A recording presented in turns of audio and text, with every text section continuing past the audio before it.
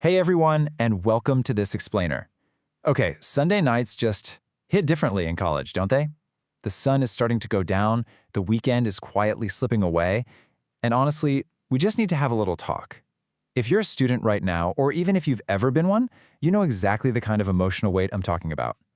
We're going to take the next few minutes to just sit down together in this cozy, comfortable space. So maybe grab a cup of tea or blanket, take a deep literal breath with me, and let's unpack something that affects almost all of us. Are you feeling that super familiar knot right in the pit of your stomach right now? You know the one. It usually starts creeping in around late afternoon, right when the shadows get a little longer. It's this very specific, very heavy mix of dread, mounting pressure, and that unmistakable, oh no, the week is coming, energy. You aren't quite in weekend mode anymore, but you definitely aren't ready for Monday morning mode either. You're just sort of suspended in this weird, anxious, in-between limbo, waiting for the clock to run out. So Section 1, the College Sunday Scaries. And hey, before we go any further, I want to set a ground rule for our time together.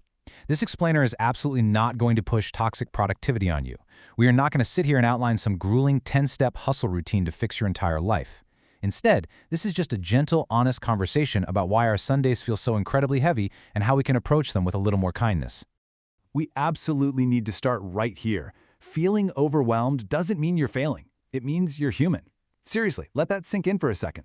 So often when that Sunday anxiety hits, our immediate reaction is just a huge wave of guilt, right? We tell ourselves, I shouldn't be stressed, I should have managed my time better on Friday, or I really should have read more yesterday. But I want to provide some immediate validation here. This space we're in right now, it's a safe space to just breathe. Your overwhelm is a completely normal reaction to an abnormal amount of pressure. Moving on to Section 2, why Sundays feel heavy. Look, we really have to acknowledge the reality of the college experience today. You aren't just going to class. You're juggling a massive, precarious tower of responsibilities. You've got deadlines, you might have long work shifts, you're trying to maintain friendships, manage family expectations, and beneath all of that is this constant buzzing feeling that you should somehow be doing even more. There is such a harsh contrast between our expectations and reality here. We have this deep-seated cultural expectation that Sundays are supposed to be for resting. A lazy Sunday morning, a slow afternoon, right? But the reality for a college student is completely different. Sunday acts as this rigid emotional checkpoint. Suddenly, everything you didn't finish, everything you didn't start, and all those plans you never actually made show up in your brain like unblockable pop-up ads. Your intended day of rest instantly becomes a day of reckoning. Let's actually break down what's causing that dread, because identifying it strips away some of its power over you. First, you are just mentally exhausted from the week you literally just survived. Second, your brain is already aggressively anticipating the hurdles of the next week. Third, you're walking around carrying a 3-ton backpack of academic, financial, and social pressure everywhere you go. And finally, you rarely give yourself actual permission to experience true, guilt-free rest. The absolute crucial takeaway here is that the week ahead isn't impossible. The dread exists simply because you haven't had the space to breathe. All right, Section 3, the gentle Sunday reset. So how do we actually fix this without falling into the trap of overworking ourselves on our one day off? We pivot to an intentional, beautifully imperfect, and soft strategy to get you ready for Monday. This isn't about being perfectly put together, it's just about being kind to your future self. Here are some super effective, really realistic steps for a soft reset. First, tidy one small area. Not your whole room, just one area. Clearing off a messy desk or just wiping down your nightstand can entirely change the mood of your space. Second, prep just one thing for tomorrow. Maybe you pack your backpack or lay out a comfortable outfit so you don't have to think about it at 7 a.m. And third, give yourself a calming ritual. This could be brewing a cup of chamomile tea, spending 10 minutes journaling, doing some light stretching, or honestly, just taking a really warm shower. These are gentle, realistic habits. The crucial secret to this entire reset? The number 3. Seriously, just 3. When you're looking at the week ahead, choose your non-negotiables and limit them to just 3, not 30. When we write down a panic-inducing list of 30 tasks on a Sunday night, we're basically guaranteeing that the Scaries will win. By anchoring your focus to just 3 core priorities, the things that truly move the needle, you make the week instantly manageable and protect your peace.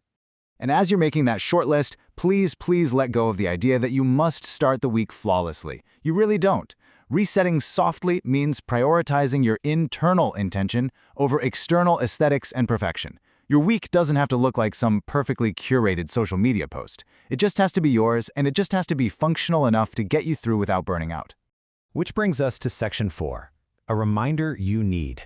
As we start winding down this explainer, I want to move into some final affirmations. Think of this as a mindset transition.